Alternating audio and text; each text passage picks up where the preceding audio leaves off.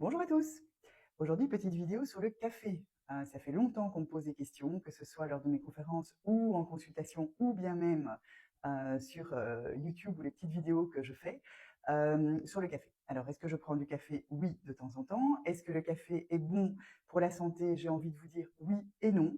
C'est-à-dire que ça dépend comment on le prend. La première des conditions, c'est de choisir un café qui est naturel, donc qui est bio, c'est-à-dire un café qui est avec le moins de pesticides et le moins de métaux lourds, puisque comme vous le savez, ce genre de substance reste dans votre corps et à terme, avec une répétition journalière, quotidienne, peut vraiment créer des graves problèmes de santé, notamment au niveau hormonal, mais pas que. Donc ça, c'est la première chose. Donc café naturel bio. La deuxième des choses, c'est éviter évidemment, je ne vais pas citer la marque, mais les petites capsules en aluminium. Pourquoi? Parce que maintenant, on le sait depuis plus de 20 ans, l'aluminium était extrêmement nocif pour la santé à tout niveau, notamment car perturbateur endocrinien, et ça dure sur 2 générations. Ça, vous pouvez vous renseigner autour de vous et faire vos recherches, vous trouverez les bonnes réponses sur les perturbateurs endocriniens. Donc la deuxième chose, c'est du café en grains.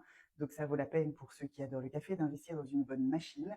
Personnellement, nous avons investi dans une machine de la marque Jura qui, après de longues études, et je ne fais aucune pub, je ne suis absolument pas rémunérée par la marque Jura, mais après de longues études sur le sujet, nous paraissait la meilleure en termes de rapport qualité-prix. Donc grains bio, bonne machine qui moue les grains de café. Ensuite, il faut savoir que la première hormone enfin pas la première hormone, mais celle que vous utilisez, que votre corps fabrique le matin, c'est l'hormone du réveil, c'est le cortisol que vous connaissez, qui est donc notre cortisone naturel. Et ce cortisol, il met plus ou moins 1 heure à partir du réveil et il est à son pic, en tout cas pour la matinée. Et si vous prenez un café en déant l'heure de votre réveil, le truc c'est que ça va s'accumuler par rapport au cortisol naturel que vos surrénales vont créer. Et donc, vous risquez d'avoir un espèce d'effet d'enchaînement et vous allez être plus nerveux durant la journée. Donc ça, c'est une chose à savoir. La deuxième chose, c'est éviter surtout le piège. Ne prenez jamais de café à jeun. Pourquoi? Parce que le café est évidemment acide.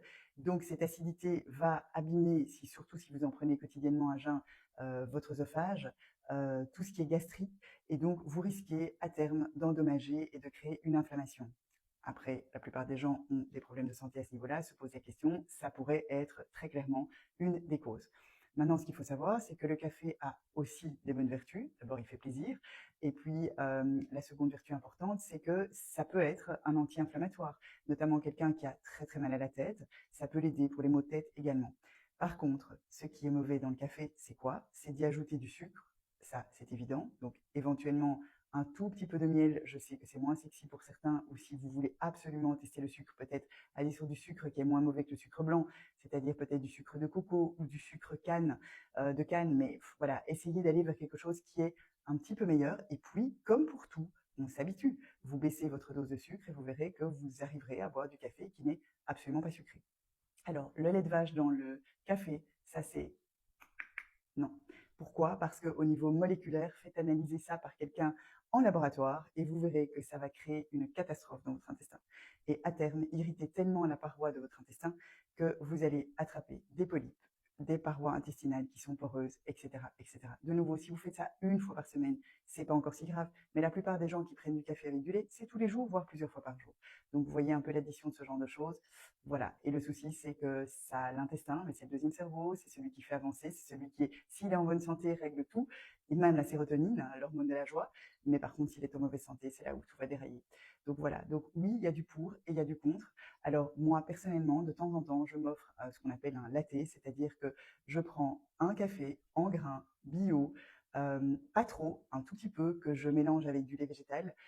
Personnellement, j'aime varier le lait végétal. Pourquoi? Parce que j'aime éventuellement ne pas m'habituer à certaines choses.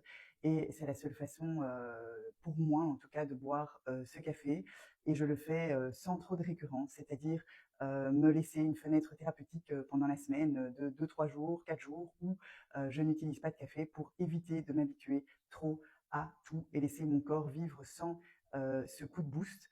Parce que les gens qui prennent du café parce qu'ils ont besoin d'être boostés 1 fois par semaine parce qu'ils ont mal dormi, ok, je peux le comprendre. Mais si c'est tous les jours, il faut vraiment soigner avant tout la cause de ce mauvais sommeil, la cause de cette mauvaise humeur, la cause de cette mauvaise pêche, etc., etc. Donc voilà, la réponse est un peu en dualité.